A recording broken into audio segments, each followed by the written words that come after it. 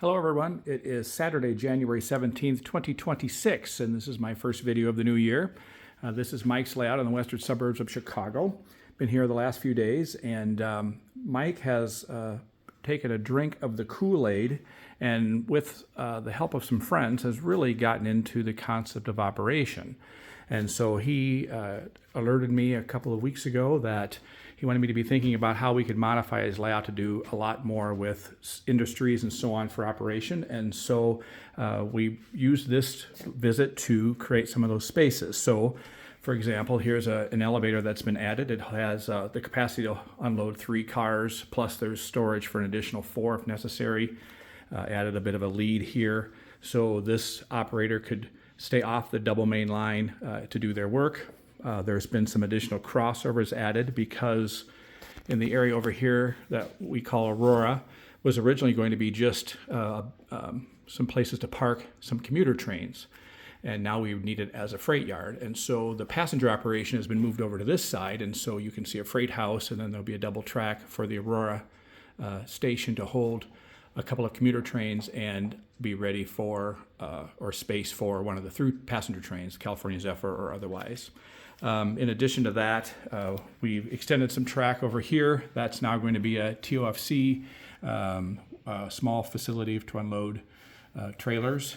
And then there'll also be over on this side an industry that is actually, I believe, sort of on the branch between Aurora and Batavia, Illinois. There's a place where they did some foundry work, and so they'll get some scrap cars in and then some cars of sand for the foundry.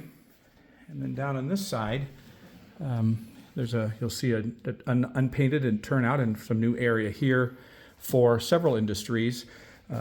Mike worked for a company called Aurora Pack, and they had cars where they had byproducts from the processing of the meat, and so there was a tank car here for some of that things, and then behind that there was a chemical company up the track a little ways, but there was always chemical cars also parked behind Aurora Packs. We're emulating that. There's a runaround siding here.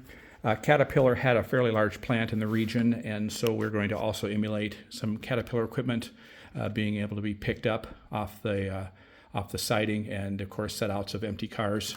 There's a to be determined track here that I think is going to become an industry that created insulation. They brought in fiberglass tubs and all kinds of things that they ground up to turn into insulation. And so I think that's what is going to happen here. So there's been a little less emphasis on what I would call sort of non-rail served industries and so on. And so you'll see from the last video to this one, a lot of the industries that we had in place have been moved around.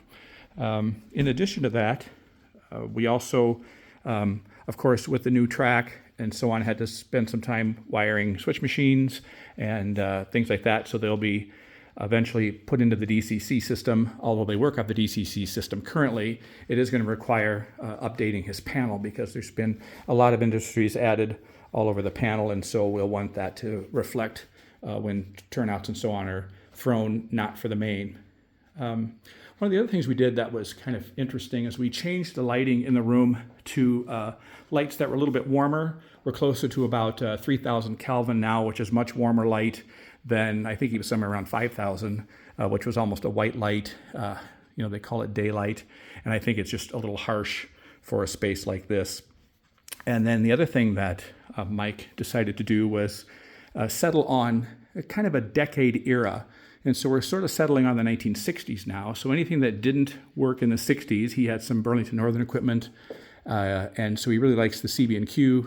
And so the BN stuff is actually going to be going up for sale. And then there was also some very older pieces of equipment that would have been even older than the 40-year span that he also is going to be moving on. But we've got a few boxes of things to put on the sale table at some of our local shows back in Iowa. So I think that's pretty much the update here. I'm just checking my notes very quickly.